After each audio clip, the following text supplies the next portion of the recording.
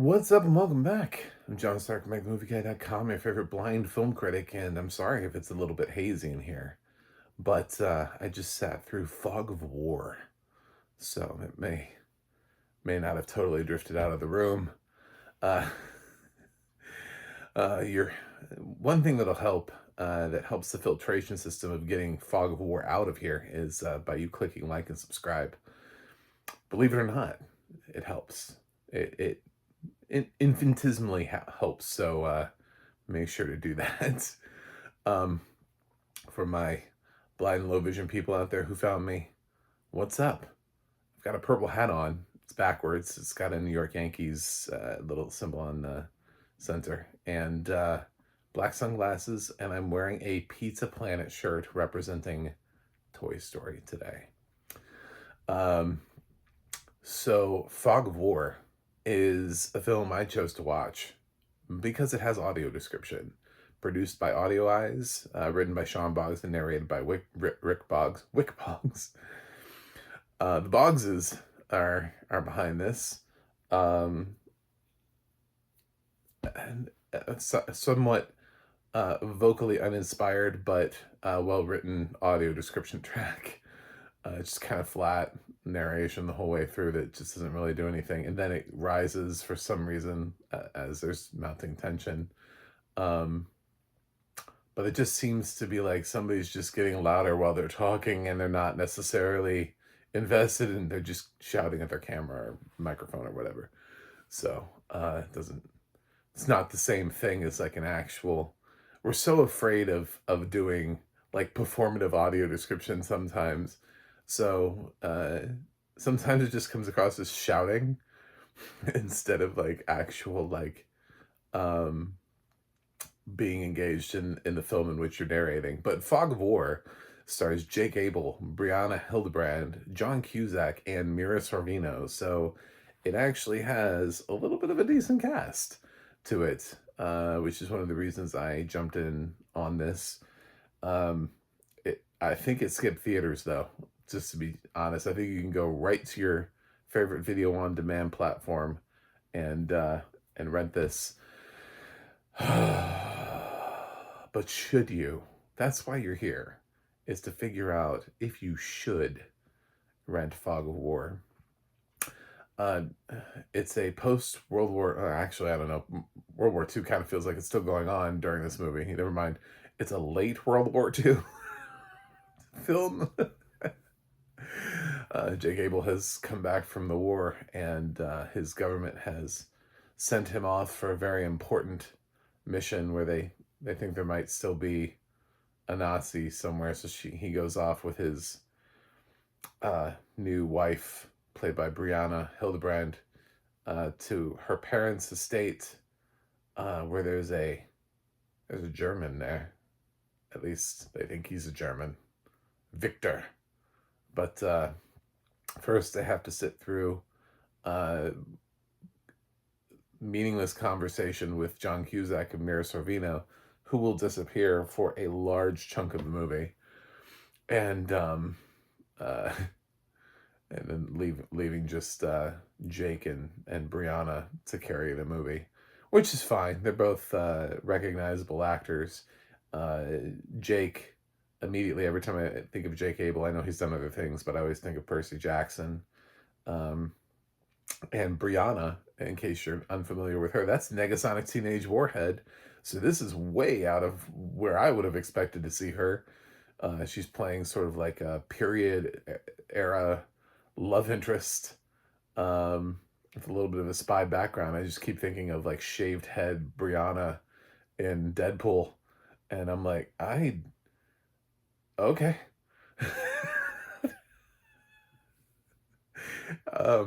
I have no visual reference for what Brianna might look like with hair, so I just keep picturing Negasonic Teenage Warhead in every single sequence. That's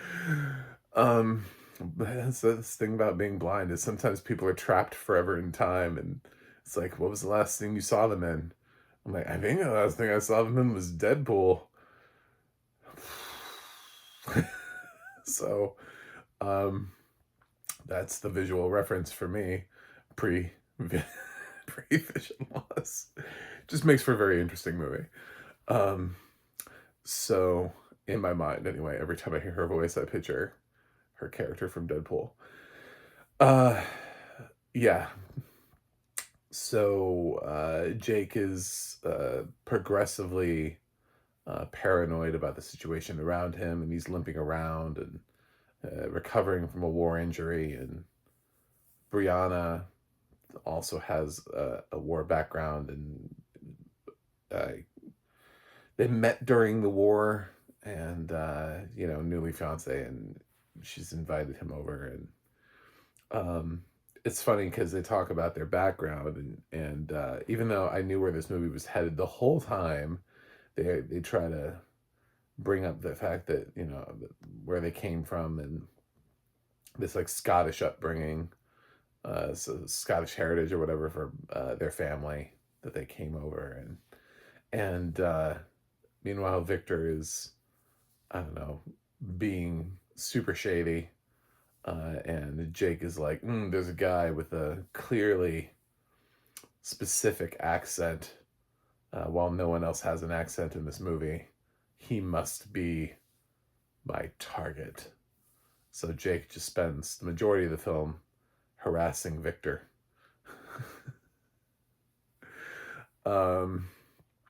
It's really slow. It is a really slow movie.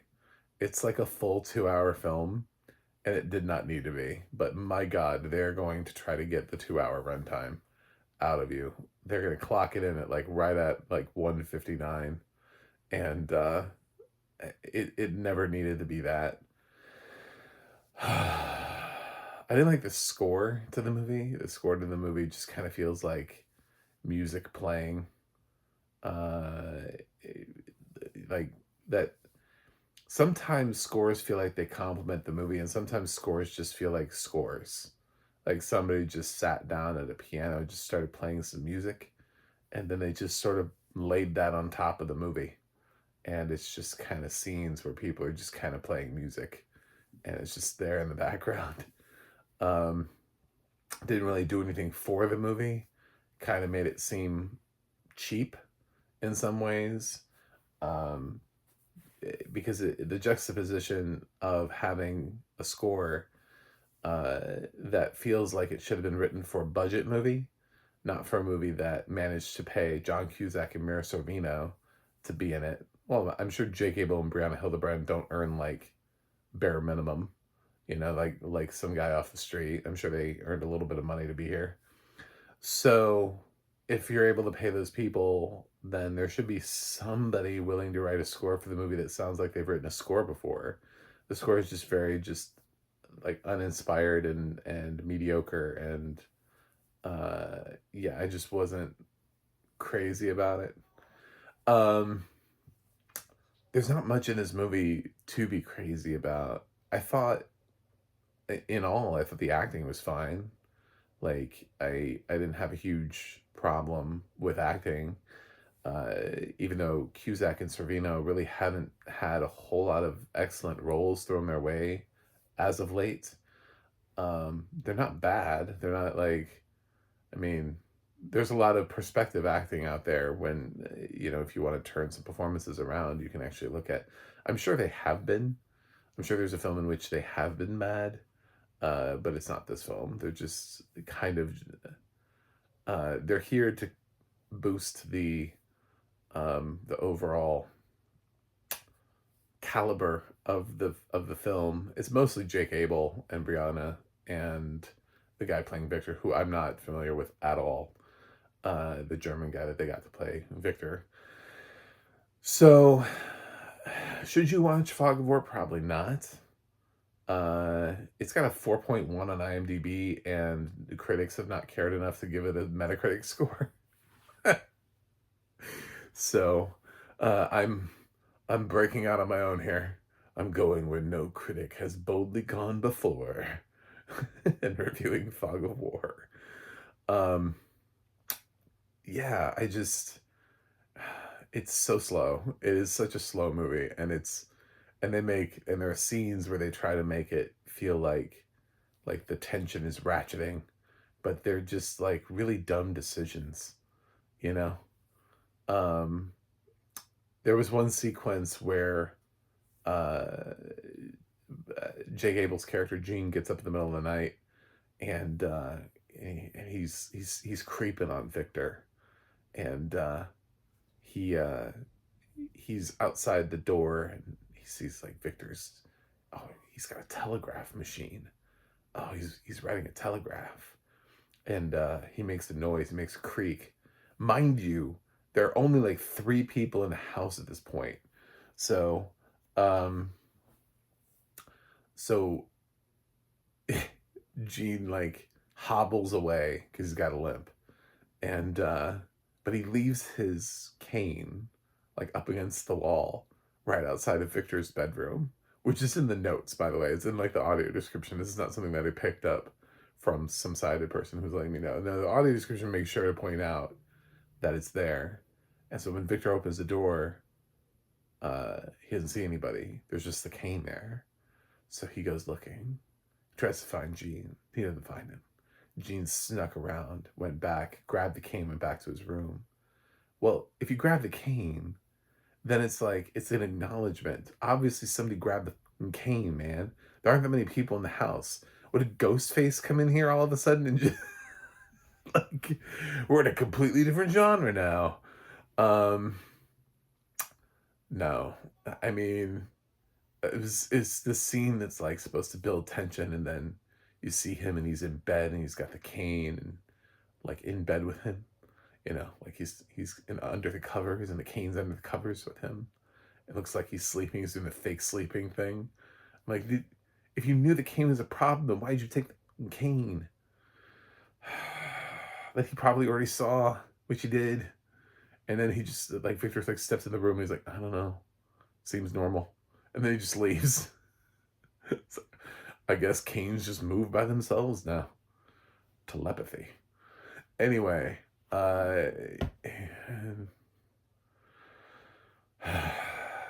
it's not an awful movie. It's really not. Like, I've seen some absolutely just god awful terrible movies. But this is a hard movie to get behind and support and be like, yes, you should see Fog of War. Those words feel weird coming out of my mouth. The biggest reason I would say is if you want to see Briana Hildebrand in a role that feels nothing like something she would do, I would say this is that. I mean,